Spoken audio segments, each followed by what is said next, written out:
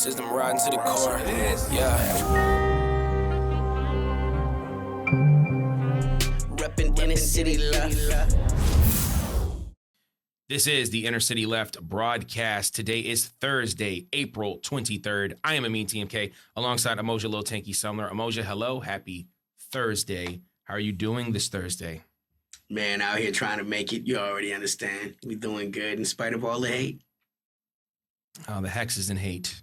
Man, Yeah, that's the other part. Yeah, it is. We didn't get into that. Drama, per usual, Strait of Hormuz is what people are talking about. Is what's to talk about.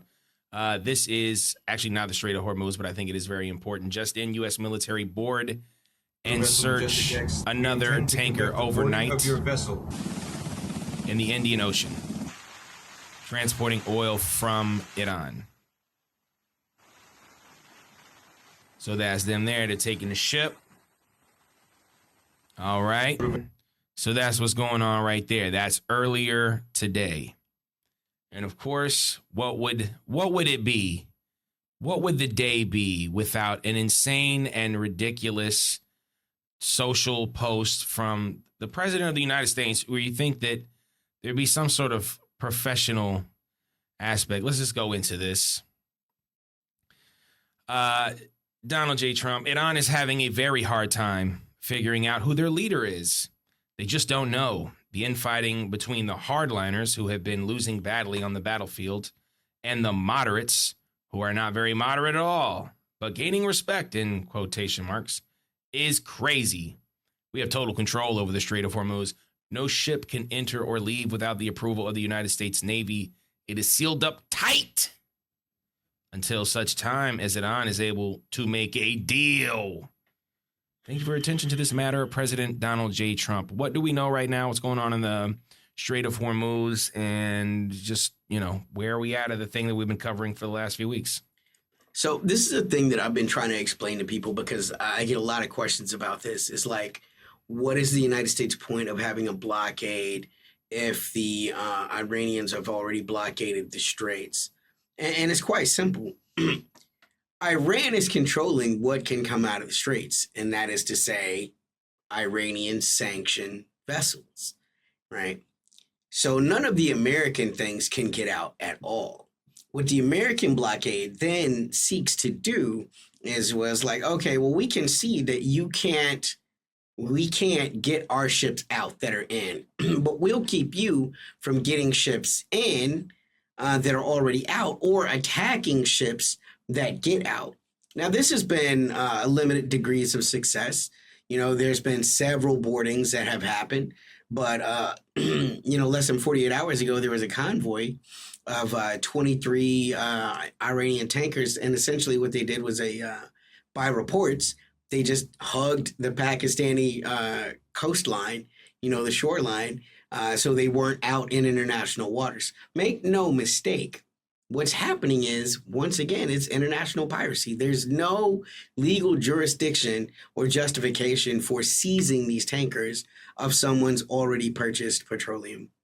This is just, again, the United States seeking to exercise like the hegemonic instinct to be like, nah.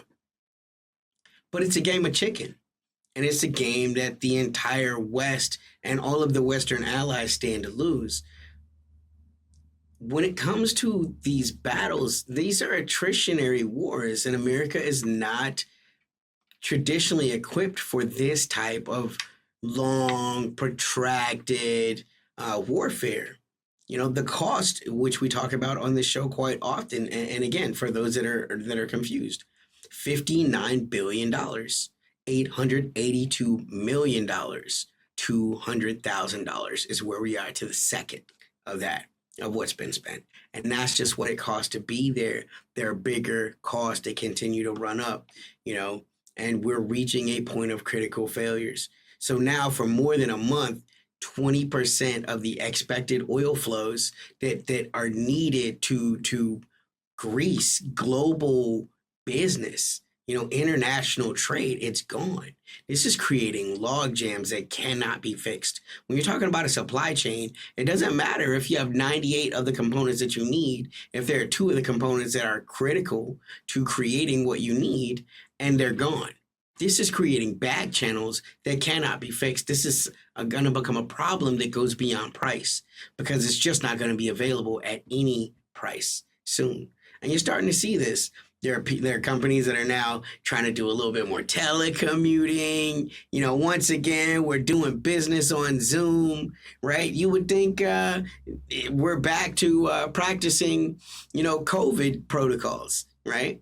So, like, these are real things that cannot be hidden. And every day that those oil flows are not out into the world, it is doing an almost incalculable amount of damage to the West and to Western allies. It's not about stopping Iran's oil coming out. That does hurt them. But the fact of the matter is, that is a new arbitrary goal that we've given ourselves. The first goal was supposed to be to open up the Straits of Hormuz, right? Not to blockade Iran, to open Iran's blockade, which is still there by all accounts and purposes. This is creating tension in the White House. People are losing their jobs. Well, I mean, I wanted to move to this, and because there was something that Donald Trump said that was very interesting to me when he said there's a lot of infighting going on in Iran.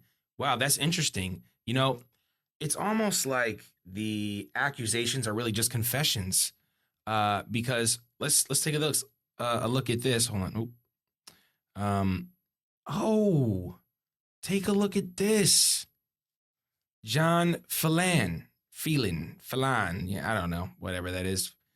I get to mispronounce white guys' names. I'm sorry. That's just how I feel about it.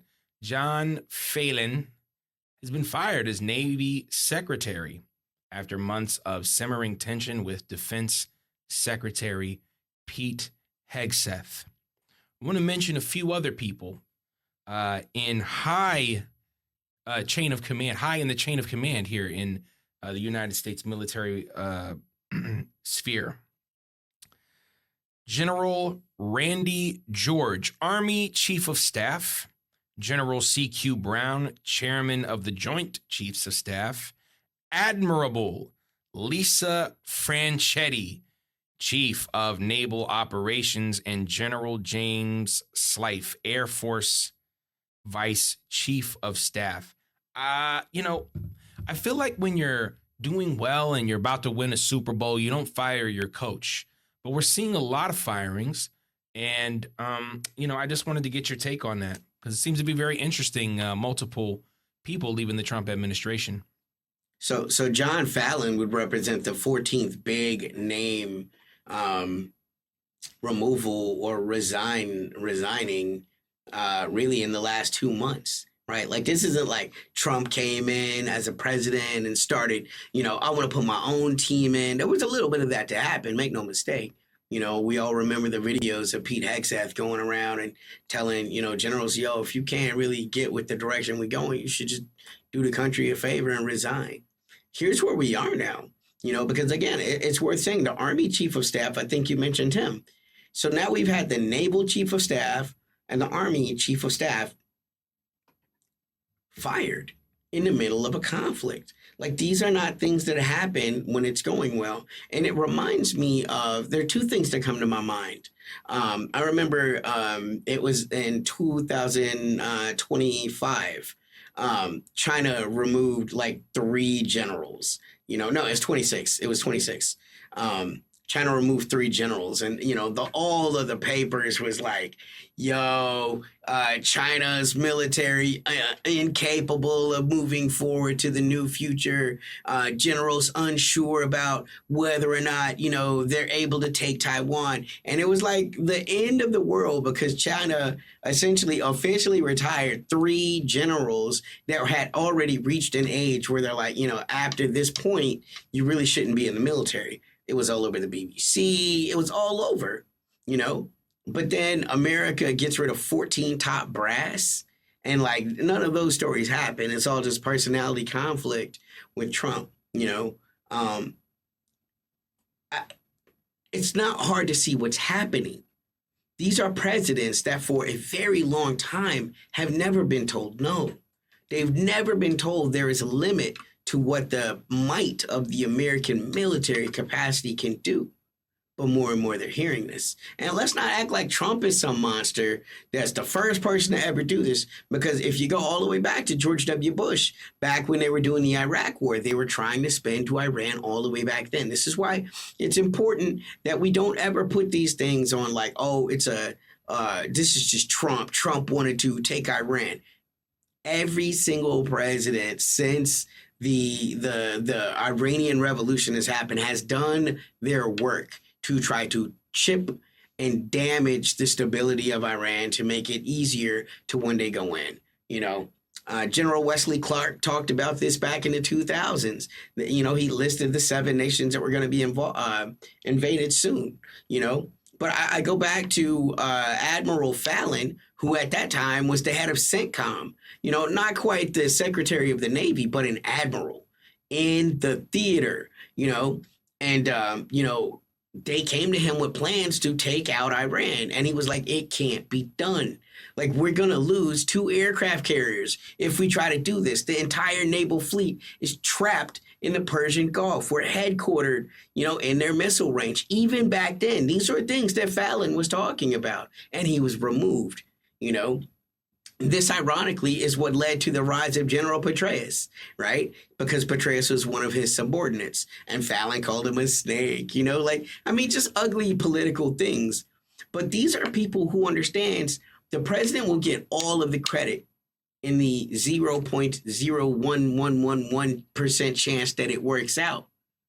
But in the most overwhelmingly obvious scenario, that is to say, quite a bit of American naval power is lost in direct conflict in this very small area, right?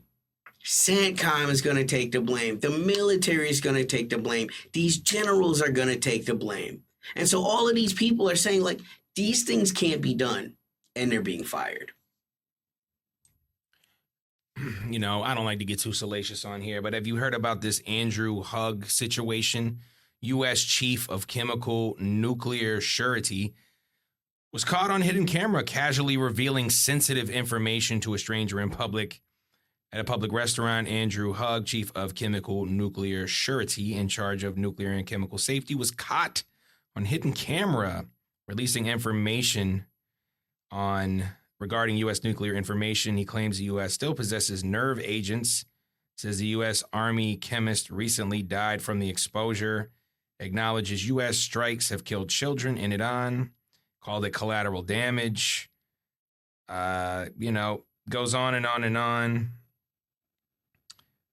He says we're not going to nuke anyone, but, got honeypotted, my friend. Seems like an interesting way to go about doing something like that. And I think ultimately, I'll get your take here. I just think ultimately it's people who are really afraid of a nuclear weapon going off, especially when you have someone like Donald Trump in the presidency. Your thoughts? Well, this is a president that is using this language that he doesn't really seem to understand, right? Using language like, tomorrow the Iranian civilization will end. I think it was less than 48 hours ago. He was like, what if I go Sherman? Like, as in William Tecumseh Sherman, like the guy that burned Atlanta to the ground. Yeah. Right. And let's ask ourselves questions about, like, someone like Sherman. Where did he learn those ways of war? Right. This was a man who had been a Native American fighter for a long time. Going off into the what was then the American frontier and doing total war, right? Military doctrine against the Native Americans. And in that type of war, you burn everything down. You don't care. It's not about the resources anymore. It's about punishment, right? So a couple of things that type of war precludes. One, it precludes a world where we're beyond the auspices of the ICC and the ICJ, because total war is 100% war without rules. If we got the power, we'll do it, right? It is America ends up not losing Vietnam because, oh my God, we nuked Vietnam and now we're the winners, right? It's King of the Ashes war. That is what total war is. That is what Sherman did, And why was it so shocking in the Civil War? They had never used these type of tactics, right, on Americans. Everything that the empire does boomerangs back home eventually. You know what I'm saying? So when he's talking about going to war, like first off, we don't even have a ground force as large as the Americans had during the Civil War that's committed to this battle. We have about 50,000. Okay, there were hundreds of thousands of Americans committed to the Civil War, right? Again, how are you going to get those numbers? Lord of the Rings, my lord, there is no such force. And you got to be willing. You have to be willing to be okay with casualties to do total war. Because total war means at this point, they're going to try everything at this point, why hold anything back? So this will be the most unhinged Iran you can imagine going up against the most unhinged America you can imagine. The only kind of thing that you can count on with war like that is casualties and atrocities. Yeah, I mean, we're already seeing those things, and we're already seeing a lot of different kind of cascading failures. They're losing $500 million a day. The Carg Island is... This is Caroline Levitt. This was earlier today, and I just wanted to play this. They're completely strangling their economy through this blockade. They're losing $500 million a day. The Carg Island is completely full. They can't move oil in and out. They can't even pay their own people as a result of this economic leverage that President Trump has inflicted over them. So he's satisfied with that as we await their response, and we will see. The president has not set a firm deadline to receive an Iranian proposal, unlike some of the reporting I've seen today. Ultimately, the timeline will be dictated by the commander-in-chief and the president of the United States. And they try to make it seem like, Iran's economy is crumbling, this, that, and the third, and all these other things. And of course, it always goes to the finger pointing somewhere else. But the United States is facing a lot of economic issues right now. Just wanted to show you this. Now, look, man, you're a traveler, flyer, You may be speaking at a college, you may be doing poetry, you may be doing a rap show. I don't know what you get into, you know what I'm saying? That's just the tanky vibe. And sometimes you need a very, just a quick, cheap flight. You're not going to be there before just an evening. And where do you go? Of course, you go to Spirit, man. Spirit, you're going to pay the least amount you can for a flight. It'll be a horrible experience. No question, be one of the worst flying experiences you've ever had. But today, the Trump administration is nearing a deal to rescue Spirit Airlines, per the Wall Street Journal. The deal involves a potential $500 million loan from the Trump administration, receiving in return warrants to take a potential significant stake in Spirit. This would add to the Trump administration's stake in Intel and various rare earth mineral companies from 2025. So the economy, brother, it don't look good. If you've been trying to take a flight somewhere, you've seen where the prices are. If you're trying to take flights to certain places, you may see that all of those flights are canceled. And this is just, I think, another way, again, like gas prices in the United States, where the average American who may not be a political person kind of looks and goes, what's going on here? And this is just, I think, another reason that is important to pay attention to politics, because you're not surprised when things happen, because, of course, those who are following this war knew these types of things were going to happen. You got any thoughts on that? Any?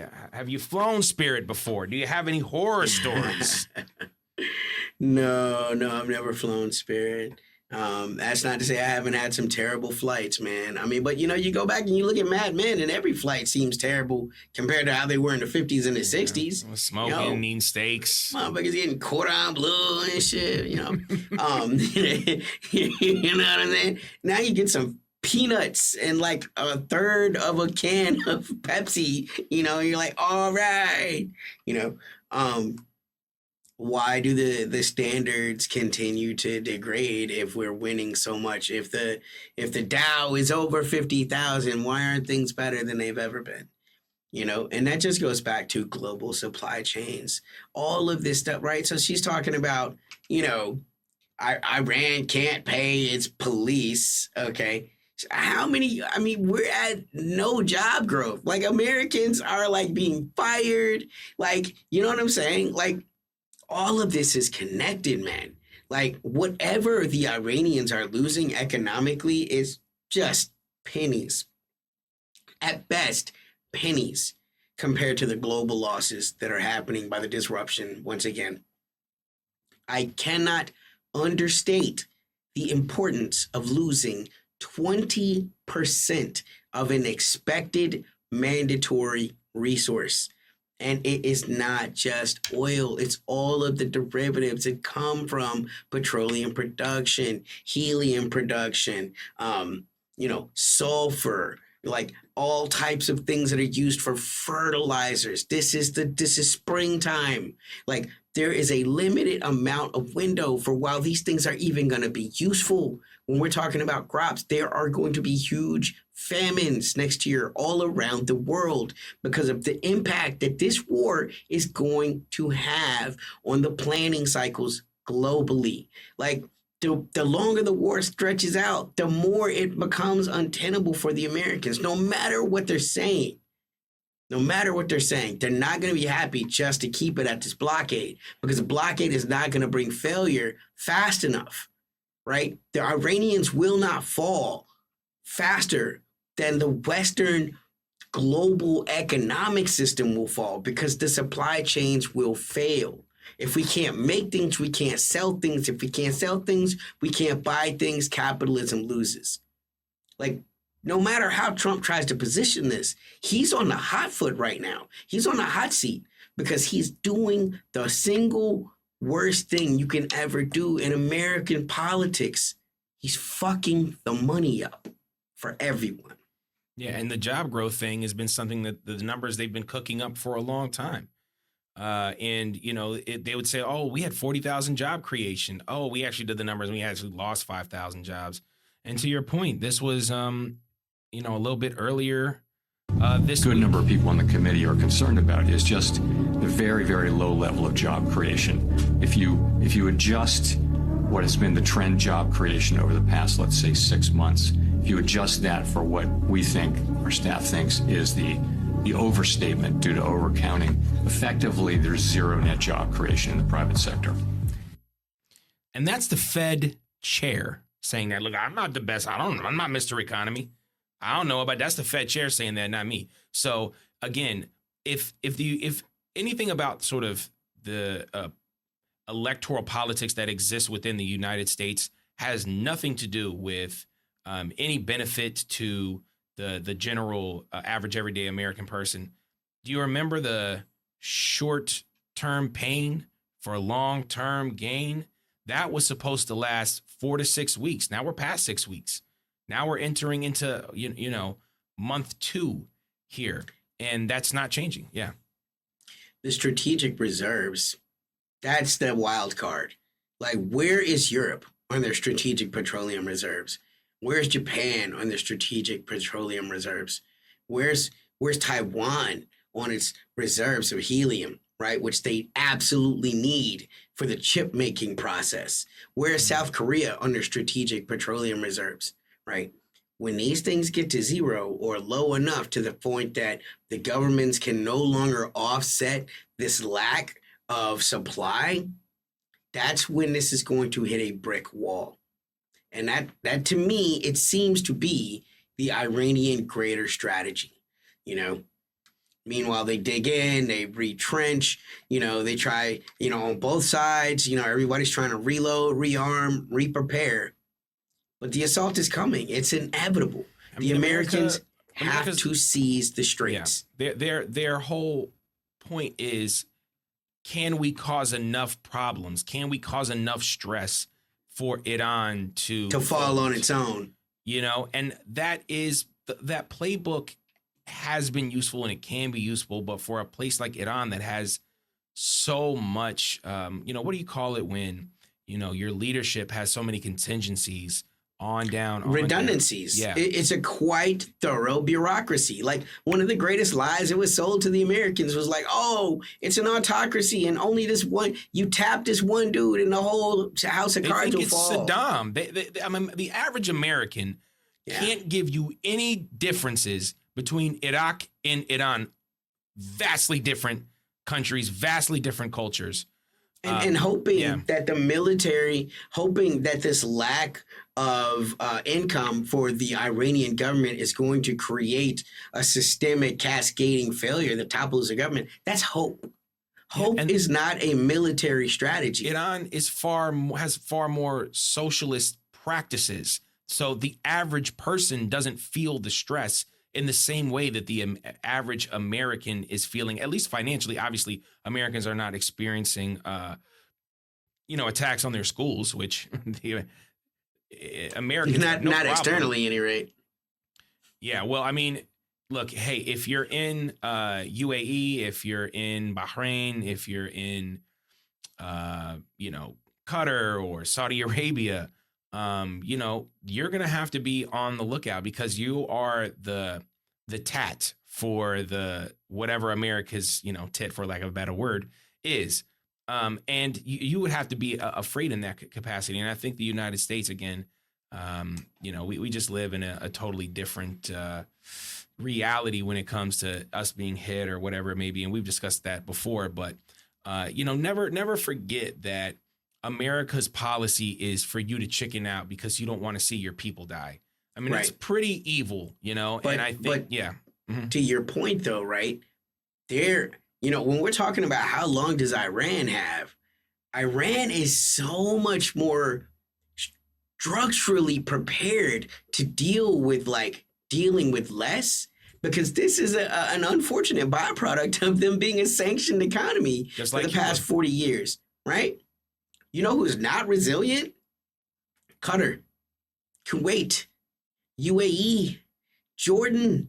Like, these countries their whole way of life is predicated on the government having enough money to give the way of life that these people expect, to keep them mollified so that they don't revolt and deal. Like, you know what I'm saying? Like, and they're these food countries importers. Iran is not a big food importer. They got their own food. Those countries are in far more danger, and Yeah. Americans seem to be willing to offer them up. And we already lost a lot of farmland and wheat and all those things from the Donbass and the special military operation in Ukraine, because that was a huge breadbasket. And now, of course, that affects a lot of Africa because that was the biggest purchaser. But again, it's just a cascading failure. The war in Ukraine that's going on several years now, the war on Iran, again, that just puts more stress. And obviously countries don't know what to do because they're not able to, kind of move to the yuan as fast as they would want to. And even China's not, able to do that. And, you mentioned Iran and their capacity.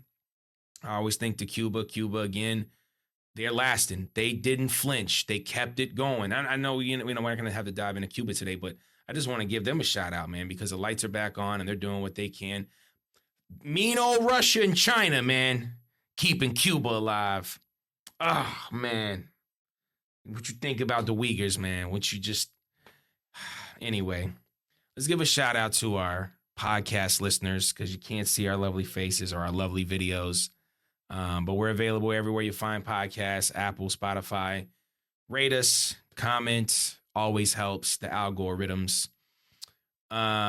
Fables, Foibles, and Other American Sins. You need to get that. Go ahead and pick it up.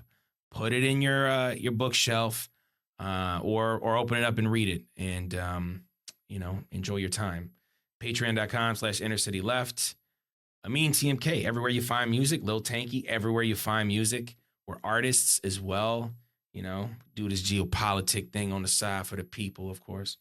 Tanky, thoughts, feelings. What do we miss? Final thoughts. All of this is coming to a head soon. And remember, as we move into this midterm election, vote for the people that align with the world you want to see. Don't make it a popularity contest. Vote for the people that believe in what you believe in. Give them the chance to disappoint you, and then don't ever let them disappoint you again. Don't concede being disappointed off the rip just to hate some other party that you don't like. Because this is this cycle that the Americans have been in forever. Oh, we're going to punish the Democrats by voting for Republicans. We're going to punish the Republicans by... And they all have the literal same sponsors, guys. We got to be more nuanced, more intelligent, more sophisticated in the ways that we pursue power, especially electorally, if that's the thing that you are into. Well said. For Amoja Lotangi Summer, I'm Amin TMK. This is the Inner City Left broadcast. Peace. System riding to the core. Yeah. Reppin' inner city love.